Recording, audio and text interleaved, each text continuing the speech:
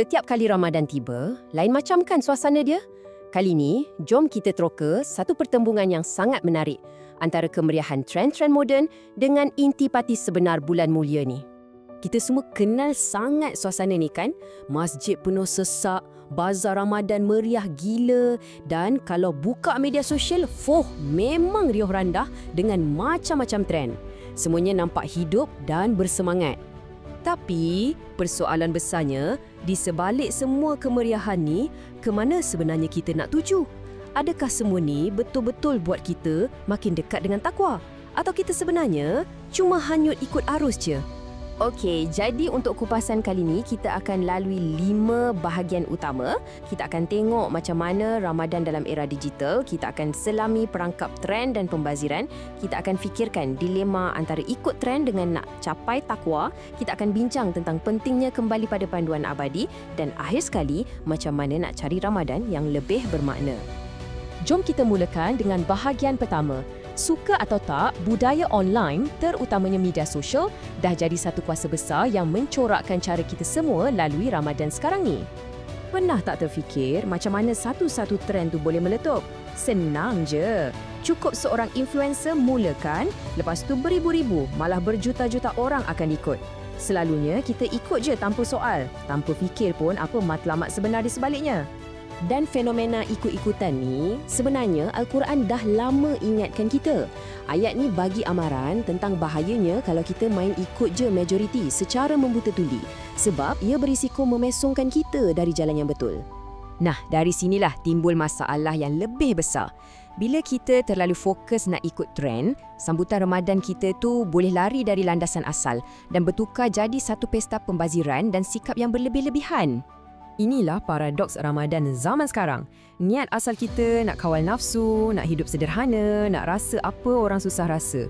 Tapi, realitinya, kita nampak pembaziran makanan yang melampau, semua orang berlumba-lumba nak buat konten viral dan kita leka dengan hiburan yang melekakan. Jauh beza kan? Dan inilah ironi yang paling ketara sekali. Bulan yang sepatutnya jadi puncak latihan kita untuk kawal diri, akhirnya dialah bulan yang catat rekod pembaziran paling tinggi, terutamanya makanan. Pelik kan? Amaran tentang pembaziran ni sangat-sangat keras dalam Al-Quran. Bukan setakat dilarang, tapi perbuatan membazir itu dikaitkan terus dengan saudara-saudara syaitan. Ini menunjukkan betapa seriusnya isu ni di sisi Tuhan. Okey, sekarang kita sampai ke bahagian yang paling penting. Ini masanya untuk kita berhenti sekejap, tarik nafas dan muhasabah diri. Apa sebenarnya prioriti kita dalam bulan Ramadan ni? Jom kita tanya diri kita jujur-jujur. Kenapa kadang-kadang perasaan FOMO atau takut ketinggalan trend tu rasa lebih kuat daripada rasa rugi kalau kita terlepas solat berjemaah di masjid?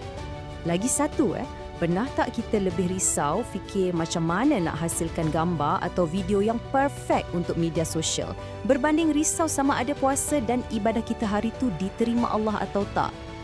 Dan soalan terakhir yang merumuskan semuanya, kenapa kita ni ringan sangat nak ikut trend ciptaan manusia, tapi bila tiba bab perintah Tuhan, kita jadi berat dan teragak-agak? Jadi, bila kita dah keliru macam ni, kat mana kita nak cari kompas? Jawapannya mudah je. Ia ada pada panduan yang takkan pernah lapuk dek zaman, Al-Quran. Dan satu benda penting kita kena faham, Al-Quran ni bukan sekadar buku untuk kita kejar khatam waktu Ramadan je. Ia lebih dari itu. Ia adalah manual untuk hidup, panduan yang relevan untuk setiap saat dan setiap masalah dalam hidup kita. Ayat ni sendiri dah jelaskan peranan Al-Quran. Ia adalah penerangan dan petunjuk untuk semua orang. Lebih-lebih lagi untuk mereka yang betul-betul nak jadi orang bertakwa. Ayat ni pula, dia kuatkan lagi kedudukan Al-Quran.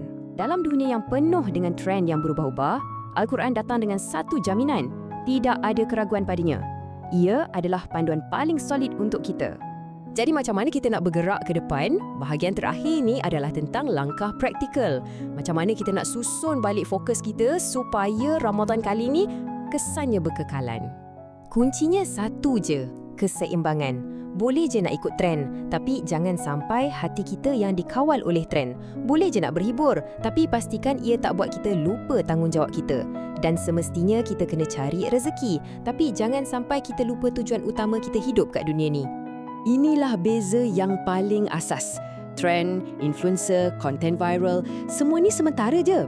Hari ni ada, esok lusa hilang. Tapi Al-Quran, petunjuk dari Tuhan dan hati yang bersih, itulah perkara yang kekal abadi, yang akan kita bawa sampai bila-bila. Jadi, mesej utamanya mudah je. Jom kita jadikan Ramadan kali ni satu titik perubahan. Kita fokus pada apa yang kekal, kita utamakan kebersihan hati, bukan kemeriahan luaran. Dan kita niatkan setiap amalan kita sebagai satu perjalanan untuk kembali kepada Tuhan, bukan sekadar ikut apa yang orang lain buat. Jadi, saya tinggalkan anda dengan soalan ni untuk kita sama-sama renungkan. Ramadan ini, pilihan di tangan kita. Adakah kita nak fokus pada apa yang tular atau pada apa yang kekal?